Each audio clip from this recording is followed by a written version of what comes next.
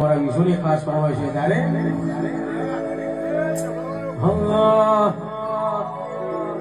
વિશુ ચામુંડ નાનો વના સિયે દીવાના આહુડા ઋષિના વિશુની આંખના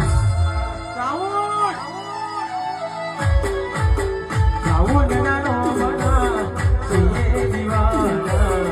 આહુડા ઋષિના વિશુની આંખના સપનું આજ પૂરું રે થયું